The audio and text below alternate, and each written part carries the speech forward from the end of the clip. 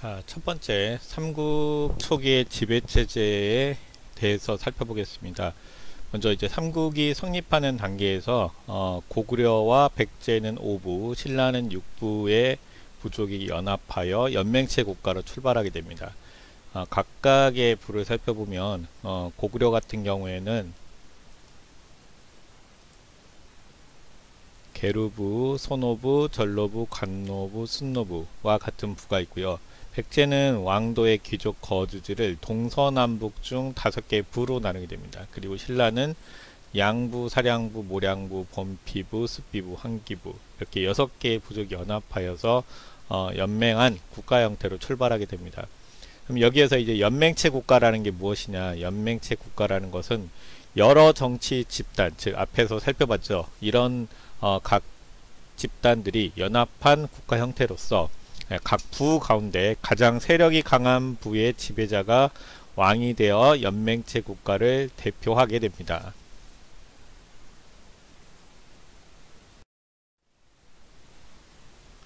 자, 그렇다면 여기에서 부체제라고 하는 것은 각 부의 지배자가 왕과 별도로 자신의 이 지배 영역을 관리하기 위해서 관리를 별도로 두고 자신의 영역과 주민을 다스리며 왕과 협의하여 국가를 운영하였다라는 이 국가의 통치체제를 부체제라고 합니다.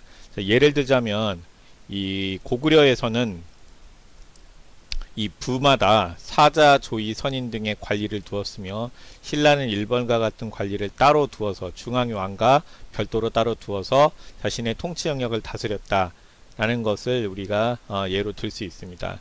그리고 교과서 16페이지에서 교과서에 볼 수 있는 이 신라의 포항 냉수리 신라비인데 이 비문에 이제 새겨진 내용을 통해 보면 초기 발전 단계에서 왕과 육부의 대표가 모여서 나라의 일을 의논하여 결정하였다라는 내용이 있습니다. 그래서 이 기록을 통해서도 우리가 이 연맹체에서 부체제가 어떤 특성을 지니는가를 우리가 확인할 수 있습니다.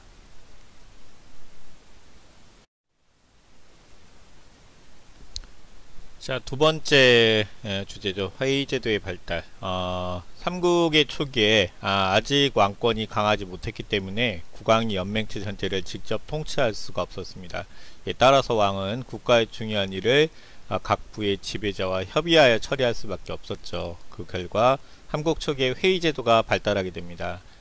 이 삼국의 회의제도에 관한 각각의 회의의 자료와 여러분들이 이 명칭을 여러분 알아봐 두시기 기억해 두시기 바랍니다.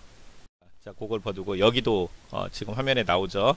자, 고구려, 백제, 신라에서 각각 삼국지, 삼국유사, 신당서와 같은 역사 기록에서 이 회의제도에 대한 기록이 있는데 여기서 잠깐 질문을 하도록 하겠습니다. 자, 삼국에서 위와 같은 제도, 즉 회의제도가 발달한 까닭이 무엇이냐? 자, 잠시 시간을 줄 테니까 여러분들이 한번 요게 답이 무엇이 돼야 될까 한번 생각을 해보세요.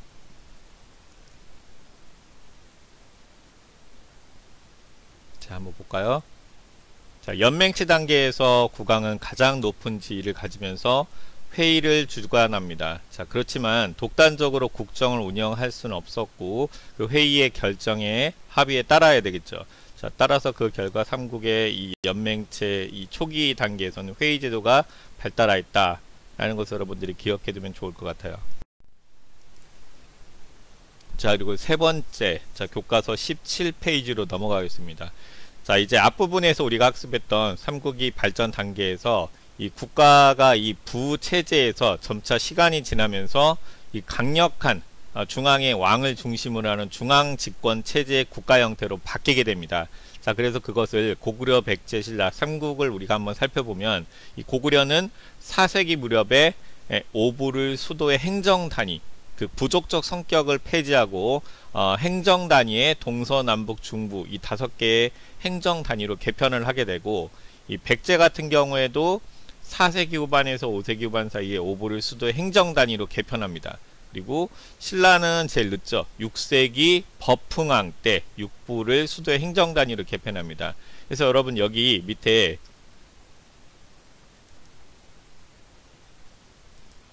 이 표가 있죠. 이 부체제 형태에서의 국가의 형태를 이렇게 도표로 나타낸 것이고, 이곳은 중앙집권 체제에서 이 국가의 형태를 나타낸 것인데, 여러분 잠시 시간을 줄 테니까 각각 이 두 체제에서 부체제에서 중앙집권 국가로 넘어가는 단계에서 어떤 점이 달라지는지 한번 찾아볼까요?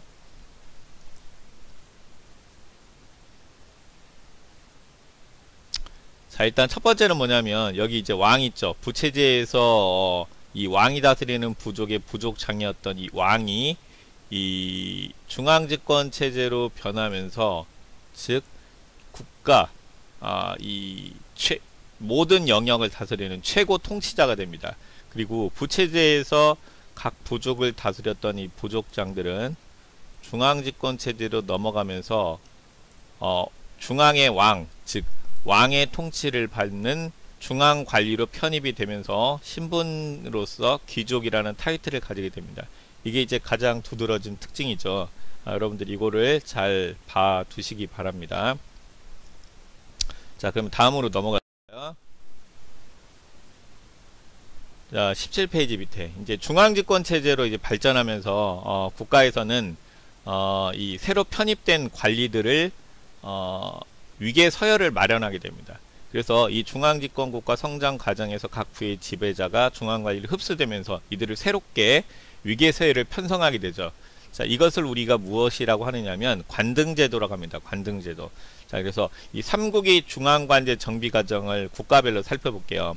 자, 동그라미 2번. 자, 밑에 표에 보면 먼저 첫 번째 고구려에서는 이 대대로 밑에 14개 관등이 있고, 백제에는 좌평 밑에 16개 관등을 설치하게 됩니다. 그리고 신라는 이벌찬 이하 17개 관등을 설치를 하게 되죠. 이렇게 해서 중앙관제를 정비하게 되고, 자, 이제 중앙을 살펴봤으니까, 자, 그 다음에 우리가 살펴볼 통치체제 정비 과정. 자, 무엇이 있을까요? 중앙이 있으면 외곽 변두리, 즉 지방행정 조직이죠.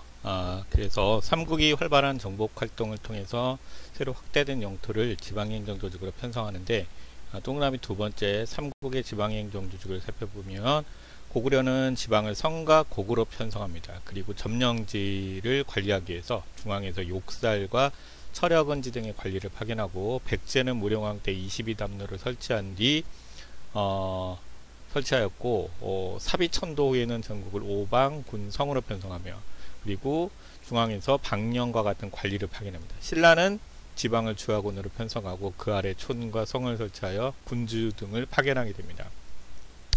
참고로 백제의 수도 천도 과정을 살펴보면 한성시대, 웅진시대, 사비시대 이렇게 세 시기로 나눌 수 있는데, 이 한성은 지금의 서울이죠. 이 서울인 한성에서 지금의 공주인 웅진으로 천도하게 된 이유 혹시 알고 있나요? 자, 여러분들이 중학교에서 배웠을 것 같은데, 이 백제의 한성에서 웅진으로 천도는 고구려와 관련이 있습니다.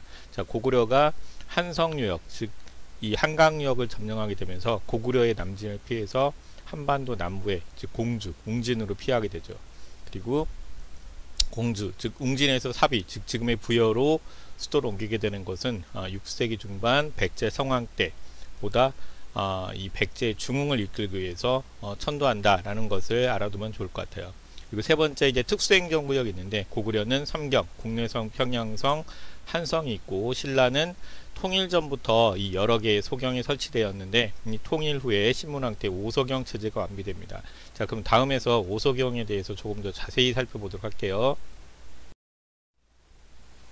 자, 신라의 오소경은 이제 살펴보면 이제 먼저 설치 목적인데, 이 새롭게 영토로 편입한 곳에 민심을 수습하고 안정시키며 해당 지역에 대한 중앙의 지배권을 확립하기 위해서입니다. 자, 구성을 보면 가로에 있는 것은 지금의 지명이고, 그 옆에 있는 것은 그때 당시의 지명인데, 먼저 북원경, 중원경, 서원경, 남원경, 금관경 이렇게 5개 소경을 설치한다라는 것을 알아두면 좋을 것 같아요. 자, 교과서 18페이지죠. 18페이지 넘겨볼까요? 자, 18페이지 넘기면 이제 삼국의 성장과 발전기에서 이제 국가의 통치 체제를 정비하면서 국왕이 지배권을 확립하기 위해서 필요한 게 어떤 게 있을까요? 자, 모든 지역에 흩어져 있던 세력들이 각각 자기 마음대로 어떤 행위를 할 경우에, 잘못을 할 경우에 그걸 이제 통제할 수 있어야 되죠. 그걸 이제 문서화 해놓는 게 좋겠죠. 이럴 경우에는 이렇게 처벌한다.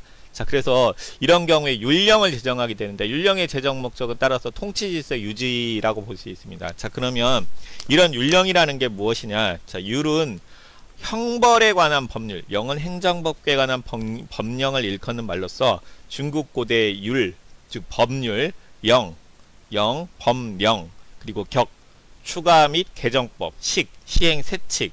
자, 그래서 이런 것들을 법전 체계의 영향을 받아서 삼국도 율령을 제정한 법 체계를 완성하는데, 삼국이 그 시기가 약간 다릅니다.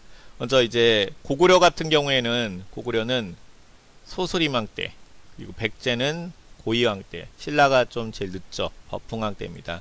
참고로 그 요 옆에 있는 요 내용들은 각각 그 국왕들의 업적이니까 한번 봐두세요. 봐주시고, 그리고 이 중앙집권 국가에, 그러면 지금 중앙집권 국가 연맹 단계에서 점차 이제 중앙집권 국가로 바뀐다라고 얘기했는데, 그러면 이 중앙집권 국가의 주요 특징이 무엇이냐? 먼저 이제 왕권이 훨씬 강화된다라는 것인데, 여기에서 이 왕권이 강화되면서 이전에 각각 연맹체 국가 단계에서 독자적인 세력을 지녔던 각 부의 지배자가 무엇으로, 자, 어디의 관리, 즉 중앙의 관리로 흡수되게 됩니다.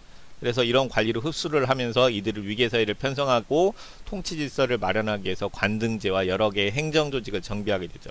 그리고 율령이 반포되게 됩니다. 율령이 반포되게 되면서 국가의 통치 체제를 법제화, 문서화해 놓죠. 자, 그리고 하나 또 여러분들 알아둘 게 불교 수용인데, 불교는 종교죠. 자, 그러면 왜 종교를 마련했느냐? 그럼 우리는 그 전에 종교가 없었냐? 물론 우리 민족도 초기에 고유의 민간 신앙이 있었습니다. 그리고 이제 부족별로 각각 독자적인 자기의 조상 신들을 모셨는데, 이 종교가 가장 다 다르면 이것들을 하나로 마음을 통합하기가 좀 어렵죠. 그래서 이 국가의 종교로서 사회 통합과 국왕 중심의 통치 체제를 뒷받침하기 위해서 이 불교라는 외래 종교를 수용을 하게 됩니다.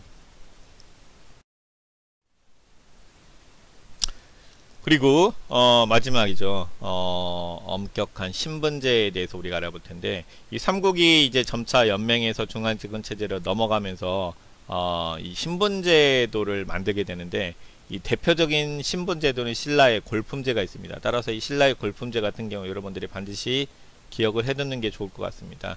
먼저 이 구성을 보면 왕족이 있는데, 왕족은 성골과 진골이 편입이 되고, 그 외 일반 귀족으로서 세력의 크기에 따라 유고, 사, 두품 이런 식으로 만들어지게 됩니다.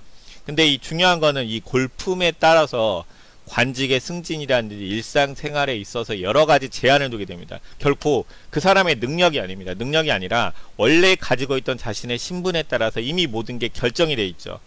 그래서 이러한 신분제도가 이제 신라의 골품제인데, 그럼 고구려와 백제는 이런 신분제가 없으면, 물론 마찬가지로 신라의 골품제와 유사한 신분제도가 있었을 것이다 라고 우리가 이렇게 보고 있습니다. 자, 여기 그림을 볼까요? 요거는 고구려의 무용총에 손님을 모시는 접객도의 그림인데, 여기 보면 여기 큰 인물과 여기 조그맣게 무릎 꿇고 있는 인물이 있죠. 자, 요것은 사람의 크기가 되는, 실제로 이렇게 진짜 사람의 크기가 컸다라기보다는 이 그림의 크기는 즉 그 사람의 신분을 나타낸다 라고 여러분이 보면 좋을 것 같습니다. 자, 사료 읽기. 자, 신라의 골품제죠. 신라의 골품제를 여러분이 보면 신라 사회에서 골품제는 어떤 기능을 하였을까? 자, 잠시 시간을 줄 테니까 한번 답해 볼까요?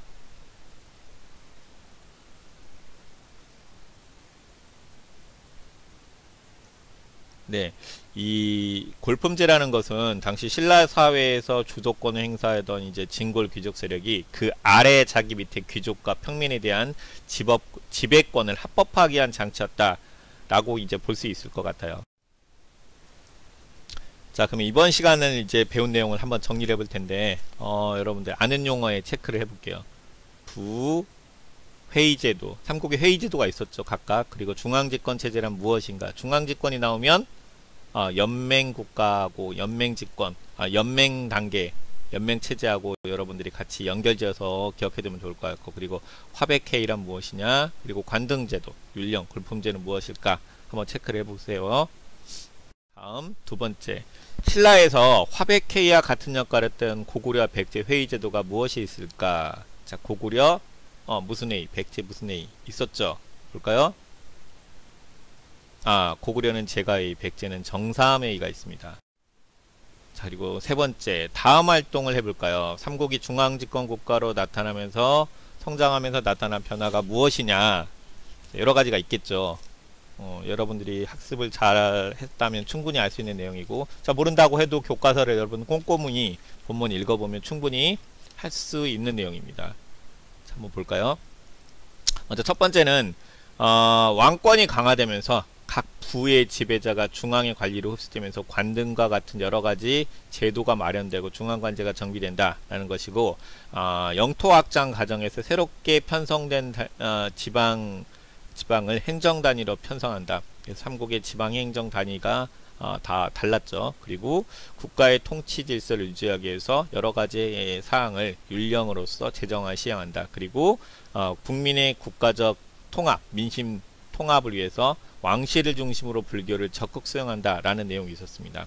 자, 이상으로 본 수업은 마치겠고, 여러분들이 반드시 수업이 끝난 이후에 교과서의 내용을 꼼꼼히 한번 읽어보고, 학습지가 있죠. 학습지는 여러분들이 충분히 할 수 있는 내용이니까 거기에 문제를 꼭 풀어보시기 바랍니다. 자, 수고했고 다음 시간에 다시 보도록 하겠습니다.